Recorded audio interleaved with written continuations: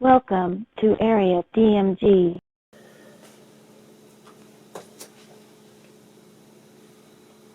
Welcome back to Area DMG. I'm your host, Phil Busley, the Mile High Mouth, and today we're going to be unboxing the thing that you saw in the thumbnail, which would be the 4K special edition of Akira, or Akira, or however you pronounce it. To be perfectly honest, I used to pronounce this completely wrong for like the longest time, but Akira by, what is that guy's name? Oh, it's, Katsuhiro Otomo. Yeah, it's based off of his, manga of the same name, and it's kind of a bit of a legend among anime. There once upon a time was a way where people go to Blockbuster or whatnot, and they'd see early VHS with a little thing that says, "Not for kids" on it.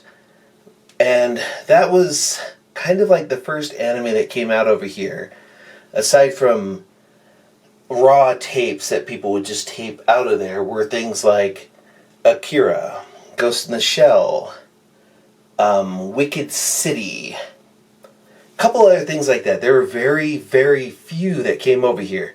There was a bunch that came over afterwards, like when Akira became wildly successful in that underground scene, along with like Ghost in the Shell there, and Ninja Scroll, another good one, and Vampire Hunter D. There were just there's kind of a drive for, well, the particular raw edge to it, because Akira showed that, hey, animation didn't have to really be for kids.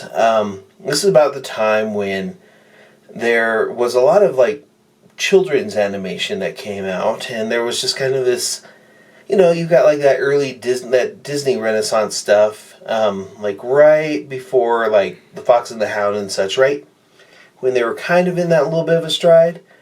And then you had people, or rather adults, who were more interested in like seeing something new for this. You had like Yellow Submarine and The Point, that led up to The Wall or Heavy Metal.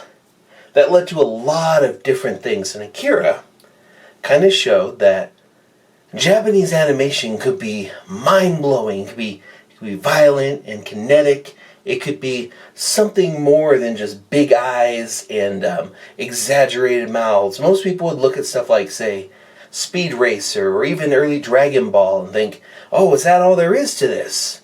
But with Akira, it was like, wait, there's something more to this. Luckily, though, for Akira, it's actually got a really good story. This isn't Ninja Scroll or The Humanoid or, some of the other types of shows that were kind of like, they were violent, and that was kind of it. This isn't like a Kite or anything of that sort. Akira, though, was more of a cerebral thing with its post-apocalyptic Neo-Tokyo, and with its strangely 2001-esque resolution. It was just something brand new. It was cool and interesting, and frankly, it still holds up today. It's a pretty good movie. This is the special edition. It includes the 4K Blu Ray, and of course, a couple extras, like an Akira sound making 2019, Akira sound clips by Jenny Anya. I'm not sure what those are. Some stuff from, I guess, there's a storyboard in there, a couple other things. This is a re-release, essentially, of the Japanese version of this box set. And here's the original one for the 25th anniversary edition. Of course, also put out by Funimation, but thankfully not dubbed by them. Anyways, this was the previous one they had. It had about 2 discs full of extras, the sound clip, the interview collection, and such. And it'll be interesting to see how much of that translated over to this one. This seems to include one 4K Ultra HD Blu-ray disc, a feature, and then a Blu-ray full of special features. Yeah, so we'll see. This is, of course, rated R, like it was before. And thankfully, we no longer call this stuff Japanimation.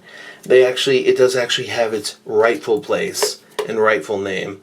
But we're going to go ahead and open this up real quick. But before we do that, here's the top part, the side part, Akira, and the bottom part and such. I do have to say something, though, about Akira. Things like Akira, and then also some anime during the 90s, kind of cemented anime as being more ribald or violent. It wasn't until stuff like Spirited Away and Princess Mononoke made a bit of a splash. If it hadn't been for Studio Ghibli with Spirited Away, we would probably still be looking at anime as more of a niche. That one kind of signaled. The thing is that Akira signaled that anime was okay for adults. And then Spirited Away kind of showed that it was okay again for families. And that's an important distinction when it comes to anime or animation in general. Animation is one of the purest types of art form. It takes a heck of a lot of collaboration, or it can take very little. As we've seen through things like Hazbin Hotel or Bee and Puppycat, or even early stuff like Adventure Time or Regular Show, you can have one person work on something and make on their own, like pilots or so. They can make wondrous little worlds and wondrous little things. With the recent pandemic, we're actually seeing a lot more smart companies going toward making more animation. Netflix, HBO, a lot of these companies have started investing money into making more animated things, because anyone can record the dialogue from anywhere, and you can put into your voice acting real emotion and acting. Because one thing that I do really appreciate when I watch things like this or animation is I appreciate the performances that people have. Now, Akira is one of those where it darn well got one of those old manga madmen type dubs. The original dub was very inaccurate, and it was one of those things where they're like, well, there's a lot of complicated stuff here, and we don't want to match the lip flap, so throw the F word around quite a bit. But thankfully, we've had revisions to that. We've had more of a maturing of that. A lot of this stuff was brought over here at first from a pure passion. You had these at little film festivals and stuff. If you hadn't been for stuff like Akira and then later Studio Ghibli, we wouldn't have Pixar. We wouldn't have many of the people that went into animation because of stuff like this. So we kind of have a lot to thank for that. So, in a way, while Akira is a really good movie, it's not one I would consider in my top 5 at all. But it is important for its historical significance.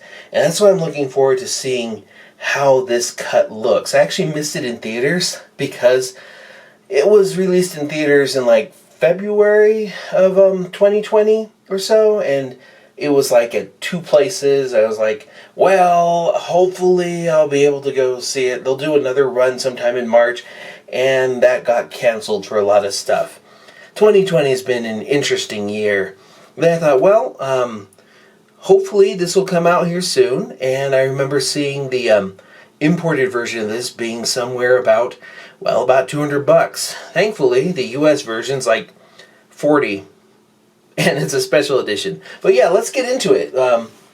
This is the original version that we had here, and with the iconic poster. And this one with more of the manga is out there, and it's actually pretty good. It ends a little bit differently. But yeah, let's go ahead and unbox this now. I know, I was going to use scissors, but I thought, nope, this is a little bit more appropriate. There we go. There we go. I'm a little surprised that it's not when I did that thing with oh wait, let me get this out of here. One thing about these little things here is that little sticky gum that shows up on those. Oh, the back with Tetsuo is pretty cool. Let's move that away. Right, yeah. Tetsuo? Yes, Tetsuo. I've always liked his jacket. That is real. That jacket is true punk. You've got like a hard chipboard box, and you have like a really nice red motif. There is a there's interviews and stuff in here. It's a nice shiny it's shiny and nice. And it goes over like the main cast, the sound director. There's a lot in here. And this red and black motif right here, it makes it's if they do, here we go. We have the 4K version, we have the Blu Ray movie, and then the bonus discs. I'm sure there's extras that are missing from it that were on this one, but ultimately, like with the release they put out for Ghost in the Shell, it's more or less about having the movie than some of the extras, because some of them were just kind of like throwaway things that were made. But yeah, really cool looking art book. And the black cases that 4K Blu-rays come in with this red, that is super duper sharp. I like the fact that the cycle that he's got there is kind of like, I don't remember if it was inspired by Tron or if Tron it was inspired by it. I don't know. Doesn't really matter in the end. But yeah, this is Akira. And this should be an interesting one. I think the only other thing from Madhouse, which is the studio that made this, that I'd really like to see remastered in 4K, would be Redline, which is another one of theirs that's kind of insane. It was like their big last hurrah for traditional animation, and just it inspired this super stylized, hyper animated feel to it that just works. Looking forward to seeing this, because I actually have not seen the 4K master for this, and if it's anything like the one for Weathering with You, or the Ghost in the Shell, ooh, it's gonna pop. It's one of those things where you really should own something that can play 4K Blu-rays, because with the advent of larger screens and larger resolutions, stuff needs to be able to catch up to it, needs to have like that wonderful remastering and a little bit of that noise. Gotta love that little film noise. But yeah, that's that. Have you seen this movie? It was one of those that around this time, you had Akira, Ninja Scroll. Some of us watched Perfect Blue and were like blown away by that. It comes from the era of Sailor Moon and Revolutionary Girl Utena, or even Dragon Ball Z and all that stuff. But yeah, let me know in the comments below what you think. Hit that thumbs up, the share button, the subscribe button, and hey, why not put out in the comments what anime shows or animated movies you wish would get released or remastered on 4K. I have my list, and maybe I'll do a list video for that, because more people do tend to like those. So, yeah, let me know in the comments below what you think.